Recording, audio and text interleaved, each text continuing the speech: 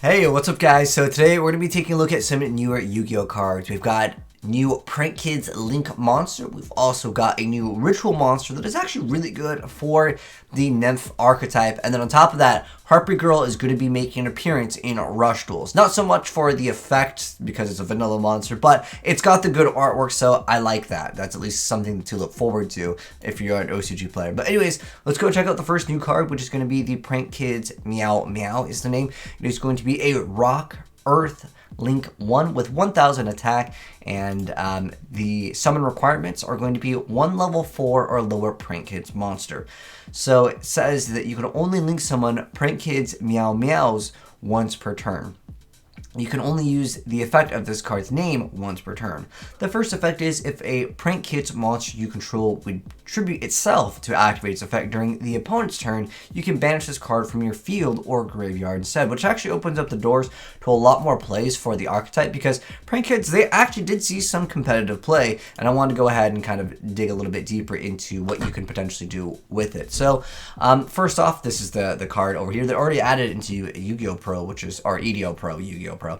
But nonetheless, there is some potential with it. For some of you guys that don't remember some of the Prank Kids effects, the Battle Butler actually had a pretty good effect where you can, as a quick effect, tribute this card to destroy all monsters your opponent controls. And you wouldn't even have to tribute it, plus it has pretty decent stats. And then if this card in possession is sent to the graveyard by the opponent's card, you target a non-fusion monster and then special summon. So you're going to bring back an additional monster, which I think is kind of cool. I wish that if this card was in the graveyard, you can just activate its effect like once per turn in the grave, versus having to banish it. That way you can just bring this card back on the board and then recycle the effect and kind of just start getting some free extra effects. But I was also thinking with like Bow Wow over here, you can go ahead and make the card and then instantly, let's say, go into a Link monster with the Prank Kids plan, where this card would tribute itself. You're going to go ahead and target 2 of those Prank Kids and add them back to your hand, and then you could use any of the Prank Kids cards to go ahead and start Link summoning during your opponent's turn with something like the plan. So I like that idea. It does open up the doors for more potential for the deck,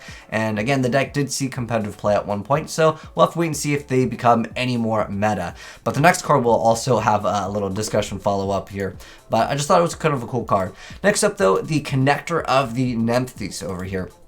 Here's the artwork. It is going to be a Ritual Wind level 2 over here, and it's gonna have 2000 attack, so it doesn't have bad stats for a level 2 monster. 2000 attack is quite nice. Not that it matters. Not like anyone's gonna be running like was it like level limit area B in 2020. Anyways, so it is going to be a wind spellcaster, and it says you can ritual summon this card with Rebirth of Nymphs, and then you can use each effect among the first and second effects with this card's name only once per turn. The first effect is if this card is ritual summon, you can just special summon 1 Nephthys ritual monster from your hand or deck, except for Connector of Nephthys. This is treated as ritual summon. And then if this card is tributed by or destroyed by a Nephthys card effect, you can activate this effect during the next standby phase. Destroy up to 1 Nephthys card each from your hand, deck, and field, except for ritual monsters. And I was thinking, okay, that's actually a pretty good effect. It's almost like trishling yourself, if you will, and then you can start activating all of those effects, because that's kind of how the archetype works. I wish it was just destroy a card, because then there would be a lot more play potentially with this archetype. But let's go ahead and go a little bit deeper and check out what we can potentially do. So first off, with the connector, you obviously just saw the effect over here. They're already added in also into EDO Pro, which is awesome. So you can go ahead and summon this, and again, it summons a ritual monster from your deck. And it is treated as ritual summon. You can then go for Devotee over here, and if this card is ritual summon, you can just special summon another Nephthys ritual, another Nephthys monster from your deck. It doesn't actually have to be a ritual, which is quite nice. But that means you basically can go from Connector instantly to Devotee, and then Devotee gives you another additional card because it's treated as ritual summon via this effect, which is really awesome. And then you can go instantly right into the Nephthys, the Sacred Preserver. Granted that you set your link zone properly, you can go into Cerulean, you can go for whatever you want. Most of the cards, unfortunately, they have to wait, and I don't like that, as the archetype is just simply too slow to keep up with the metagame. Most of these will require you to wait during the next standby phase, then the monster comes out, then it has some effect. It almost reminds me of Fire Kings. Like, that archetype seems super OP if you were just to read it way back in the day, but nowadays it's just way too slow and doesn't have enough negates to keep up with Yu-Gi-Oh! But with Cerulean Sacred Sacred Phoenix over here, you're able to go ahead and pop an extra few set of cards, maybe get some extra effects. And then with this card, it lets you go ahead and just search out whatever you need. So I think that is quite cool. And if you do happen to use this card and actually tribute it for a Nephthys card effect, you're able to go ahead and destroy some Nephthys cards, each from your hand, deck, and field, which is cool. The only card that I saw that like you would maybe try to keep up, which is Awakening, which probably no one really messed around with when the archetype saw some play. But this lets you get another Nephthys monster from your deck or hand or graveyard, but mostly it's going to be from the deck because that's the most OP effect, and then it gets destroyed, but it doesn't really matter because most of them will get effects. Like the Cerulean Sacred Phoenix will be able to get that effect where after it was destroyed by battle by card effect, and sent to the graveyard, you can just special summon this card back. I believe this card came out in Duel Links, and I was like, wow, dude, this card must be OP in Duel Links. I don't think it, at least when I played Duel Links, it wasn't OP, but like it just seems really strong in, again, like maybe like a really slower format or like an older format. Again, most of the things are just even for older formats maybe are even outdated here.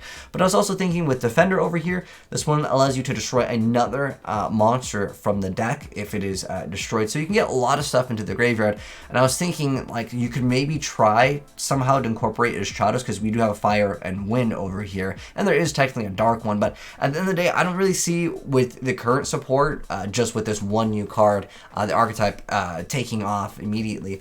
But with the Chronicler over here, you are able to go ahead and add one Nephthys card from your graveyard to your hand, and of course you can go ahead and start popping them and send them to the graveyard via the deck, and then you could go ahead and add whatever you want. So there's a little bit more play with it, but again, at the end of the day, it's just too slow, and I keep on mentioning that, but like, you know, I gotta keep it realistic with you guys in terms of how viable it is. But maybe there are some cool combos with it. Unfortunately, all the effects of it are once per turn only, so that really significantly hurts any potential loops, because this card would be absolutely insane if you didn't have that restriction. In fact, every single Yu-Gi-Oh card these days has it. But last thing I just wanted to mention, yeah, Harpy Girl coming out, which is pretty cool, that it has its original artwork. I would like to see a lot of these more lost artworks come out here in the TCG, but we'll have to wait and see. But anyways, let me know, guys, what you thought of the newer Yu-Gi-Oh cards down below. Hope you guys enjoyed the video. If you did, drop a like on it. If you're new here, subscribe, turn on the bell so you don't miss out when we cover some gameplay with this.